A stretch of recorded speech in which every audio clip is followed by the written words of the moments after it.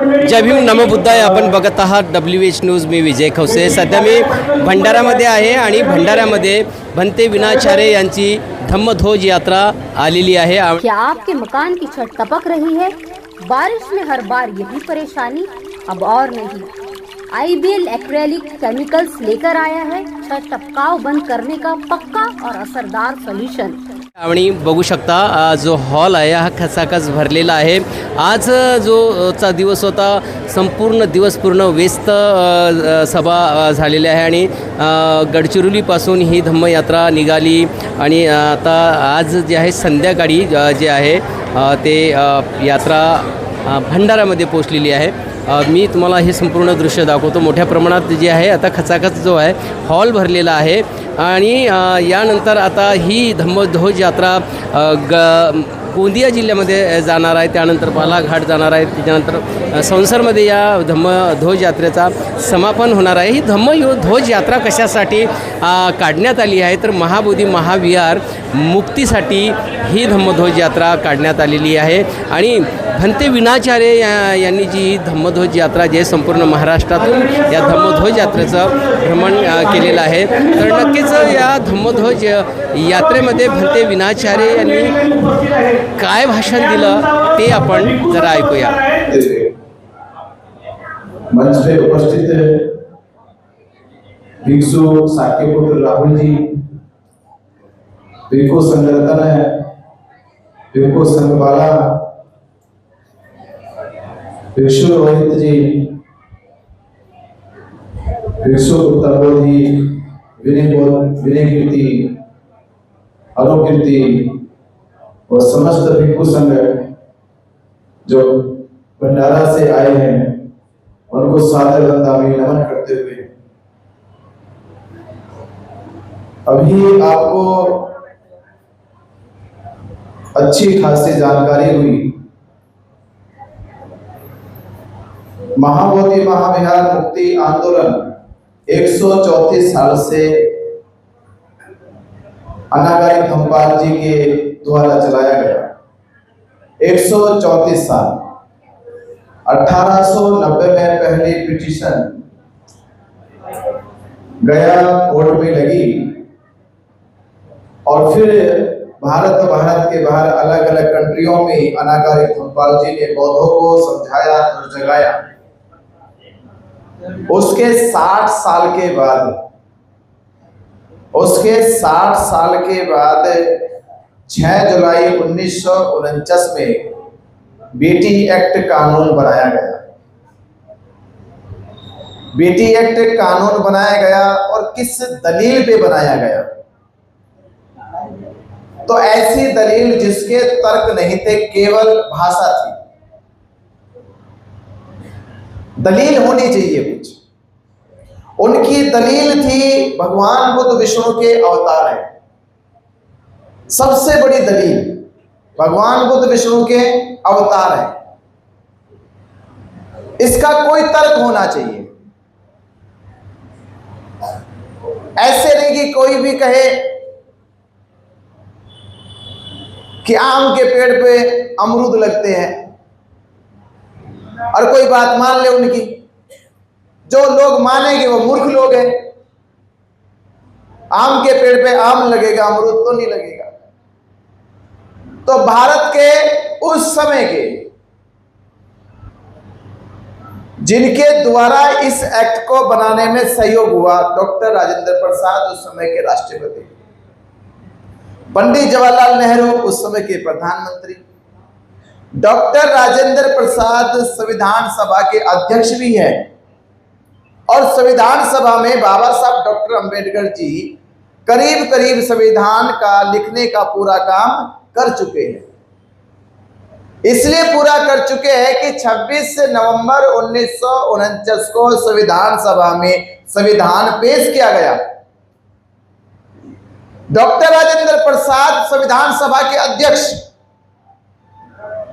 तो आप सोचिए, जब बाबा साहब डॉक्टर अंबेडकर जी को संपूर्ण भारत के, विशाल भारत के संविधान बनाने का, लिखने का जिम्मा है, जिम्मेदारी है उनके ऊपर, तो एक बार भी डॉक्टर राजेंद्र प्रसाद और पंडित जवाहरलाल नेहरू ने बाबा साहब अम्बेडकर जी के साथ इस एक्ट के ऊपर चर्चा क्यों नहीं? ये चोरी चोरी बना, चोरी छिपे बना, क्योंकि 26 नवंबर 1949 को संविधान सभा में संविधान पेश किया गया और 6 जुलाई 1949 को बीटी एक्ट बनाया गया। यानी 4 महीने 20 दिन पहले ही 4 महीने 20 दिन पहले ही इस एक्ट को बनाया गया।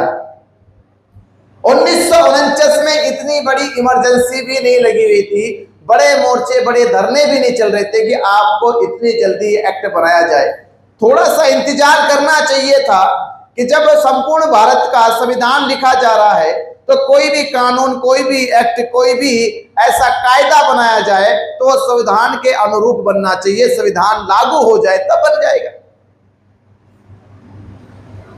पर वो इंतजार नहीं हुआ। वो इसलिए क्योंकि भारत का संविधान भारत के प्रत्येक नागरिक को जाति धर्म संप्रदाय को समान अधिकार देने की बात कर रहा था। 4 पंडों ने मिलकर डॉक्टर राजेंद्र प्रसाद, पंडित जवाहरलाल नेहरू जो डॉक्टर की डिग्री है, पंडित जवाहरलाल नेहरू एडवोकेट की डिग्री है, उन्हें 4 पंडों ने ये पाठ पढ़ा दिया कि भगवान बुद्ध विष्णु के अवतार है, भगवान बुद्ध विष्णु के अवतार है। और एक महंत और पंडों के चक्कर में आके महंत को महाबोधि महाविहार को एक्ट बनाकर सौंप दिया। अगर कोई भी मोटी बात, 2 तरह समझिए, पहले कोई भी कम पढ़ा लिखा आदमी, इसके लिए डॉक्टर होना जरूरी नहीं है, इसके लिए एडवोकेट होना जरूरी नहीं है, मोटा मोटा आदमी बता सकता है कि मस्जिद में कौन होना चाहिए। कोई भी कहेगा मुस्लिम मौलाना होना चाहिए, इसके लिए कोई पढ़ना जरूरी है। ये व्यवहारिक बातें हैं, ये हमारे व्यवहार में सुनाई देती है, दिखाई देती है कि मस्जिद है तो मौलाना होना चाहिए, चर्च है, गिरजाघर है तो कौन होना चाहिए? पादरी होना चाहिए, पोप होना चाहिए, पास्टर होना चाहिए। हिंदू मंदिर है तो कोई भी कह देगा, बच्चा भी कह देगा कि हिंदू पुजारी होना चाहिए। मौलाना का वहां क्या काम, पादरी का वहां क्या काम? गुरुद्वारा है तो कोई भी कह देगा कि सिख गुरु होना चाहिए। जैन मंदिर है तो कोई भी कह देगा जैन मुनि होना चाहिए। तो इस बात को कोई भी कह सकता दुनिया का कि महाबोधि महाविहार है या बौद्ध विहार है तो उसमें बौद्ध भिक्षु होना चाहिए, ये बात कोई भी कह सकता है। इसके लिए कोई बड़ी पढ़ाई की जरूरत नहीं है। पर पढ़े लिखे 2 आदमी, डॉक्टर राजेंद्र प्रसाद, पंडित जवाहरलाल नेहरू, पढ़े लिखे 2 आदमी की समझ में ही नहीं बात आई। अरे महाबोधि महाविहार बुद्धिस्टों का है, वहां महंत का क्या लेना देना? ये बात तो कोई भी समझा सकता था। पर ये 2 पढ़े लिखे लोग जो एक राष्ट्रपति थे, एक प्रधानमंत्री थे, वो 4 पंडों की बातों में आ गए। पूरे बौद्ध दर्शन में, बौद्ध साहित्यों में जब महंत शब्द का जिक्र ही नहीं है तो किस आधार पे तुमने महंत को यह कह दिया कि महाबोधि महाविहार इनके प्रबंधन में रहेगा? किस आधार पे? कौन सा तर्क था? महंतों का, पंडितों का, पुरोहितों का जिक्र उनके शास्त्रों में होता है, उनकी परंपराओं में होता है, बौद्ध परंपराओं में तो नहीं है, नहीं होता। कहीं दुनिया में महंत जिक्र नहीं होता बौद्ध दर्शन में। तो पढ़े लिखे 2 भारत के जिम्मेदार पद पे रहने वाले लोगों ने उस चीज का फायदा उठाया कि भारत में बौद्ध नहीं है, भारत में बौद्ध नहीं है, और वो झूठी दलील और झूठी वकालत के आधार पे ये बीटी एक्ट बनाया गया कि भगवान बुद्ध विष्णु के अवतार हैं। 1607 ईस्वी में महाबोधि महाविहार की पहला आंकड़ा था 15,000 एकड़ जमीन महाबोधि महाविहार की, यानी पूरा जो बोध गया है वो महाबोधि महाविहार का था। 1890 में पहली कोर्ट में दाखिल हुई तो 5,000 एकड़ जमीन, और आज 2025 में या बीटी एक्ट बनने के 76 साल के बाद महाबोधि महाविहार के आसपास 5 एकड़ भी जमीन नहीं है। यानी कभी 15,000, 5,000, आज 5 एकड़ जमीन भी दिखाई नहीं देती। आज से 8 साल पहले महाबोधि महाविहार में जब आप जाते थे तो एंट्री गेट 1 हुआ करता था, सीधा 1 गेट। आज उसके 2 पार्ट बना दिए गए, शीशे की दीवार बना दी, शीशे की दीवार का उस पार जगन्नाथ मंदिर का गेट बन गया, इधर महाबोधि महाविहार का हो गया। पर ये सब होता रहा क्यों? क्योंकि हमें सिखाया गया, बीटी एक्ट बनाया गया, बीटी एक्ट में 4 बौद्ध हो, 4 हिंदू हुए, 1 गया जिला का डीएम रखा गया। ये बात मोटी मोटी समझ में आई, पर बारीक बात ये समझ में नहीं आई कि हम कह रहे महंतों का कब्जा। कैसे कब्जा है मालूम है? कैसे कब्जा है? 4 बौद्ध रखे गए तो 4 बौद्धों का चुनाव हर तीसरे साल होना है। सरकार हर तीसरे साल उनका चुनाव करेगी, उनको रखना है या नहीं रखना है। 4 हिंदुओं में केवल 3 का चुनाव होना, 3 का, 4 का नहीं होना। बौद्धों का तो चारों का होना है, यानी जिनका टेंपल है उनका चारों का चुनाव होना है।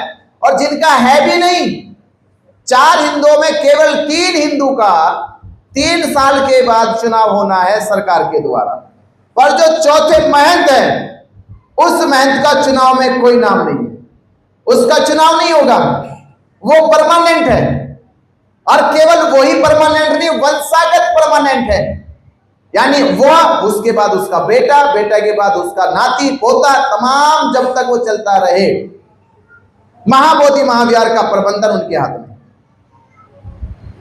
इन 76 सालों में भारत के बौद्धों को अगर ये मालूम होता कि विहार हमारा, संस्कृति हमारी, दर्शन हमारा, धर्म हमारा, ये महंत को क्यों सौंप दिया गया?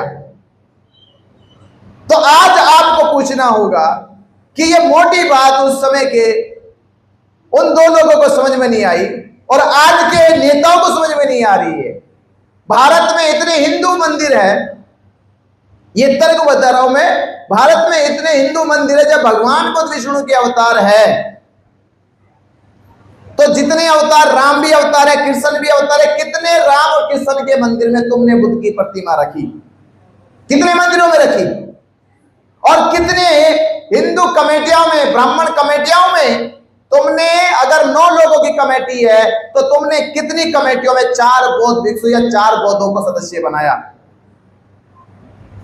मतलब बौद्धों की कमेटी में कह रहे कि ये भगवान बुद्ध विष्णु के अवतार है, तो अवतार के आधार पे तुमने कहां कहां बौद्धों को भी बराबर अधिकार दिया?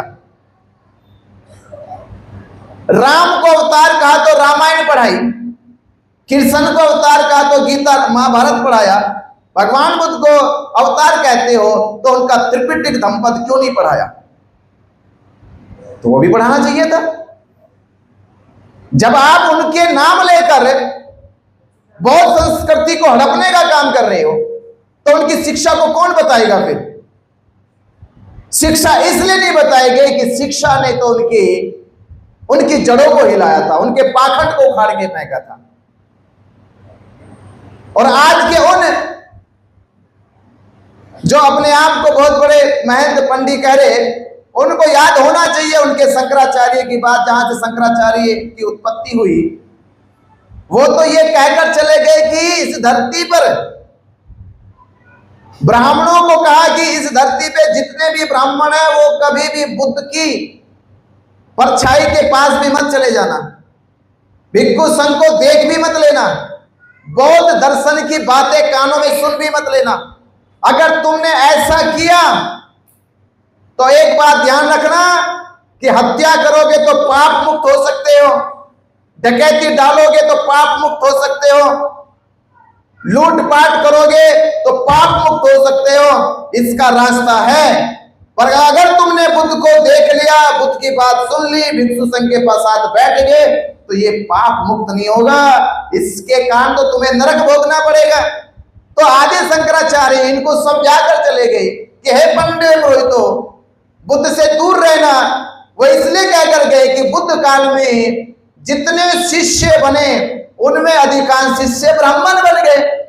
ब्राह्मण रुक ही नहीं पाए, बुद्ध की परछाई के साथ भी, बुद्ध के पदचिन्हों के साथ भी, बुद्ध की शिक्षाओं के साथ भी भिक्षु संघ में शामिल हो गए। इसलिए उन्हें घबराहट होने लगी थी कि इस धरती का केवल वो वर्ग नहीं जिसको शिक्षा से, शास्त्र से, धर्म से दूर रखा गया, बल्कि अपने आप को प्रकांड विद्वान कहने वाले पंडित लोग भी बुद्ध की शिक्षाओं का अनुसरण करते हैं। तो आदि शंकराचार्य ने कहा वो तो क्यों कहा, ये पूछना चाहिए था, उनके दर्शन को पढ़ना चाहिए था, क्योंकि वो कहते हैं कि बुद्ध का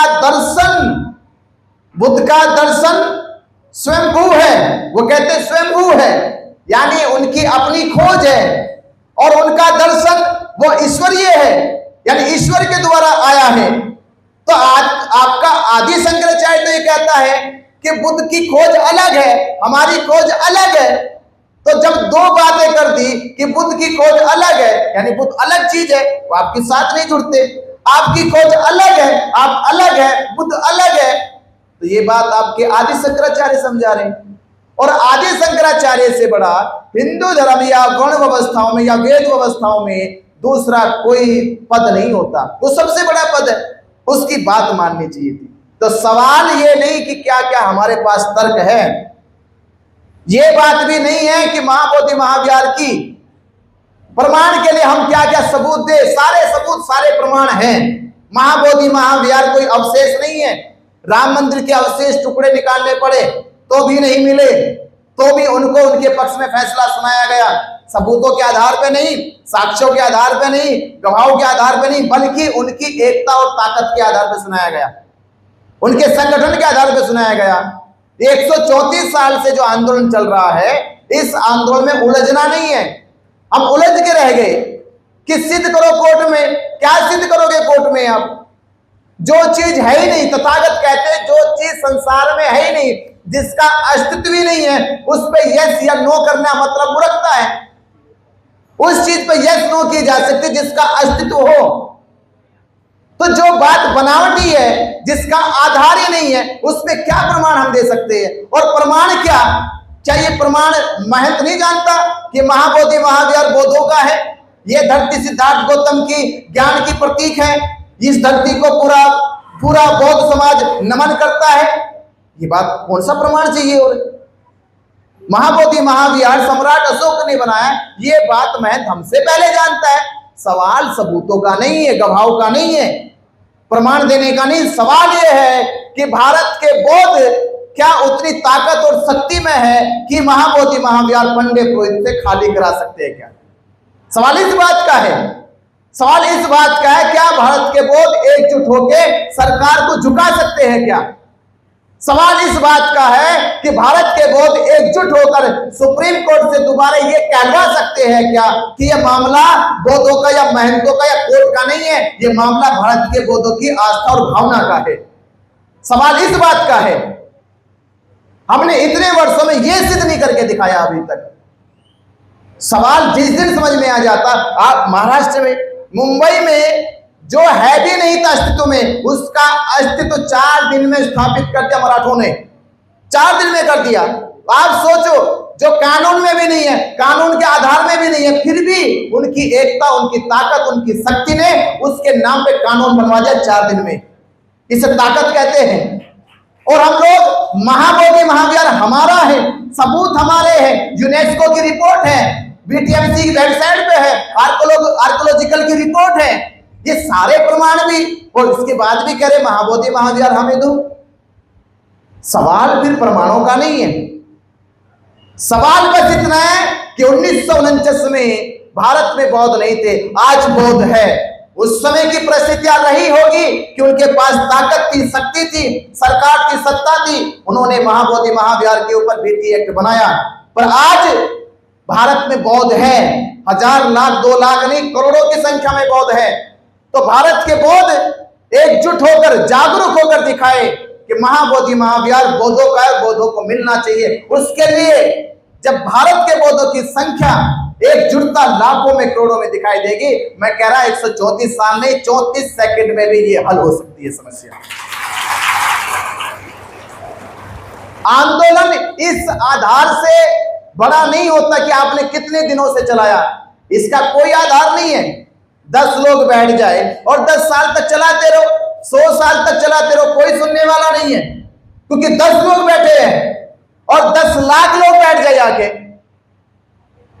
10 लाख लोग बैठ जाए, 10 साल नहीं, 10 महीने नहीं, 10 घंटे नहीं, एक ही घंटे में सरकार आएगी कि पूछेगी क्या मांगे, अभी पूरी करते। 10 लाख लोग होने चाहिए, पर 10 लोग 10 साल तक बैठे और कहो कि हमने 2 साल चलाया, 100 साल चलाया। नहीं, भारत के बौद्ध अगर ये मानते कि हमारी बुद्ध में आस्था श्रद्धा है, बाबा साहब अम्बेडकर हमारी आस्था श्रद्धा है, महाबोधि महाविहार की लड़ाई हमारा सम्मान स्वाभिमान है, और ये लड़ाई अब लड़नी नहीं है बल्कि जीतनी है, और ये जीतने की तारीख एक होगी, एक तारीख होगी, एक स्थान होगा, उस तारीख और स्थान पे पूरे भारत का बौद्ध एकजुट होगा, उस दिन महाबोधि महाविहार मुक्त होगा। ये सिंपल सा रास्ता है, क्योंकि ये रास्ता जेल जाने के बाद मुझे समझ में आया, क्योंकि अगर एकजुटता होती, जागरूकता होती, क्या मजाल किसी प्रशासन की जहां मुकदमे भी फर्जी हो, मुकदमे भी झूठे हो और एक बौद्ध भिक्षु जेल काट के आ जाए, इसका मतलब क्या कि भारत के बौद्धों में जागरूकता ही नहीं है, एकजुटता नहीं है, ताकत ही नहीं है। अगर ताकत होती तो इंस्पेक्टर या डीएसपी या एसडीएम की इतनी हिम्मत नहीं होती कि वो फर्जी मुकदमे लगा के जेल भेज दे। आज कुछ ऐसे समाज के लोग हैं जो प्रशासन के सामने जाके उनके मुंह पे खड़े होकर उनको गालियां तक दे सकते, पर उनके खिलाफ मुकदमा नहीं कर सकते। उनके पास ताकत है, उनके पास शक्ति है। ये तो कोई भी दंगा नहीं, बड़े बड़े आंदोलन, बड़े बड़े दंगा हो जाते तब मुकदमे नहीं होते। कौन सा दंगा हुआ, कौन सा झगड़ा हुआ कि मुकदमे हो गए? प्रशासन को पता था, सरकार को पता था, ताकत इनके पास नहीं है, इसलिए सब कुछ हो गया। जेल चले गए, 2 दिन के बाद धरना खत्म हो गया। वहां से क्या कर लिया हमने उनका? क्या दोबारा धरना मजबूत करने की कोशिश करी? नहीं, क्योंकि ताकत नहीं थी, शक्ति नहीं थी। अगर ताकत होती, शक्ति होती तो धरना नहीं हटा सकती थी पुलिस। तो ये बात समझ में आई, और समझने के बाद यही संकल्प लिया कि पहले भारत के बौद्धों को हर एक शहर तालुका में जाकर उन्हें जागरूक करो, एकजुट करो, और जब ये जागरूक हो जाएंगे और एकजुट होने की चेतना पैदा हो जाएगी, शक्ति पैदा हो जाएगी, तब एक तारीख होगी, एक स्थान होगा, उस पर एकजुट होगे, उस दिन महाबोधि महाविहार मुक्त होगा, बीटी एक्ट रद्द होगा। तो वो तारीख मैं आपको बता रहा हूं, 12 फरवरी 2026 इस आंदोलन का 1 साल पूरा हो जाएगा। 12 फरवरी 2026 को इस आंदोलन का 1 साल पूरा हो जाएगा, और वो जगह होगी दिल्ली के जंतर मंतर पे, दिल्ली ग्राउंड में होगे, और पूरे दिल्ली में भारत के चारों दिशाओं से दिल्ली में बौद्ध आने चाहिए। अगर भारत के बौद्धों ने ये संकल्प ले लिया कि हमें 134 साल इंतजार किया और साल इंतजार नहीं कर सकते, तो वो लोग महाबोधि महाविहार मुक्त करा सकते हैं। अगर वो दिल्ली पहुंच गए, अगर आप दिल्ली पहुंच गए, ये मेरा वादा है कि पंडा पुरोहित बोधगया से बाहर चला जाएगा, अगर आप दिल्ली पहुंच गए। इसलिए अपनी कहो कि हम मुक्त कराएंगे, मुक्त कराएंगे, मुक्त कराएंगे, पर घर बैठे मुक्त कराएंगे, तो ये तो नहीं होने का। घर बैठने से तो नहीं होने का, कहां जाने से होगा? क्योंकि दिल्ली जाओगे तो मोदी की नींद हराम होगी, मोदी की नींद हराम होगी तो मोदी नीतीश की नींद हराम करेगा, जब दोनों की नींद हराम होगी तो वो पंडे की नींद हराम करेंगे, और पंडे की नींद हराम होने का मतलब है उसे महाबोधि महाविहार फिर खाली करना पड़ेगा।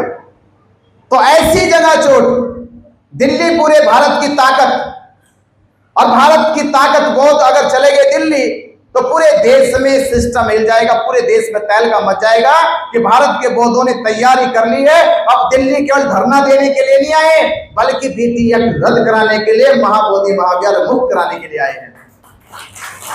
तो 4.5 महीने आपके पास है, ये 4.5 महीने में अपने आप को तैयार करो, अपने आसपास अपनी टीम को तैयार करो, गली मोहल्ले के लोगों को तैयार करो, शहर के लोगों को तैयार करो। और ज्यादा नहीं है, मैं कह रहा हूं, ये पहले दिन गए तो चर्चा दिल्ली में होगी, दूसरे दिन गए चर्चा देश में होगी, तीसरे दिन गए चर्चा दुनिया में होगी, और चौथे दिन चर्चा जब दुनिया में होगी तो मोदी के कानों में भी चर्चा होगी कि बात अब सुनी जाए। केवल 2 और 3 दिन में ही फैसला आ जाएगा, बीटी एक्ट भी रद्द होगा, महाबोधि महाविहार भी मुक्त होगा, क्योंकि दिल्ली 3 दिन से ज्यादा बर्दाश्त नहीं कर पाती। कोर्ट भी कहेगा, जो सुप्रीम कोर्ट बोलता नहीं 6-6 साल तक, 10-10 साल से, वो आपकी रोज तारीखें लगाएगा, रोज तारीखें। आज सुनवाई करो। कोर्ट की जिम्मेदारी है कि कोई आदमी प्रोटेस्ट कर रहा हो, आंदोलन कर रहा हो, उनका निदान होना चाहिए, इनकी समस्या सुनी जानी चाहिए। और वो भी दिल्ली जैसे शहर में जब लाखों लोग, लाखों वोट पहुंच जाएंगे, तब वो आपकी सुनवाई रातों रात होगी। इसके लिए फिर इंतजार करना नहीं पड़ेगा। तो मैं आपसे यही समझने के बाद, जानने के बाद कि लड़ाई को लंबा नहीं लड़ सकते, लंबे लड़ने से कोई इतिहास नहीं बनता, लड़ाई को जीतने से इतिहास बनता है, लड़ने से नहीं बनता, जीतने से बनता है। तो लड़ाई अब लड़नी नहीं है, लड़ाई अब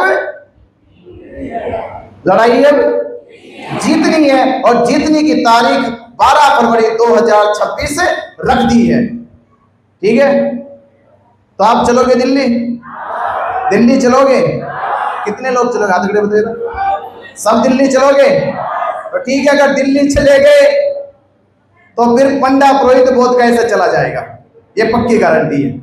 ठीक है, तो जोर से न लगाओ जय भीम, जय भीम, जय भीम। बीटी एक्ट रद्द करो, बीटी एक्ट रद्द करो, बीटी एक्ट रद्द करो। महाबोधि महाविहार मुक्त करो, महाबोधि महाविहार मुक्त करो, महाबोधि महाविहार मुक्त करो। आपने बहुत शांति से, ध्यान से सुना और हम काफी लेट आए, उसके लिए सबसे क्षमा के प्रार्थी है। क्षमा की याचना भी आपसे करेंगे क्योंकि हम लेट पहुंचे, पर लेट पहुंचने का कारण भी है, मौसम भी खराब है। प्रोग्राम एक दिन में 6-7 प्रोग्राम लगा दिए, तो 6-7 प्रोग्राम कोई हो सकते एक दिन में? हो जाएंगे? नहीं हो सकते कभी। तो फिर भी आप लोग बैठे रहे, इसका मतलब ये है आपका बैठना महाबोधी महाविहार को मुक्त करा के रहेगा। नमो बुद्धाय, जय भीम। मित्रांनो, ऐकलं ना संपूर्ण भाषण भंते विनाचार्य यांनी जे भाषण दिलेलं आहे, तर नक्कीच या धम्मध्वज यात्रेमध्ये तुम्हीसुद्धा सहभागी व्हा। आणि भंते विनाचार्य यांनी जे आहे धम्मध्वज यात्रेमध्ये एक ऐलान केलेलं आहे की 12 फेब्रुवारी 2016ला 12 फेब्रुवारी 2026ला 12 फेब्रुवारी 2026ला जे आहे दिल्लीमध्ये येण्याचं आवाहन भंते विनाचार्य यांनी केलेलं आहे। तर नक्कीच तुम्हीसुद्धा म्हणजे 12 फेब्रुवारी 2026ला आत्तापासून तयारी करून ठेवा आणि आपल्याला दिल्लीमध्ये जायचं आहे आणि महाबोधी महाविहार मुक्त करायचं आहे। तर मित्रांनो, बघत राहा WS न्यूज, लाईक करा, सबस्क्राईब करा। जय भीम, नमो बुद्धाय।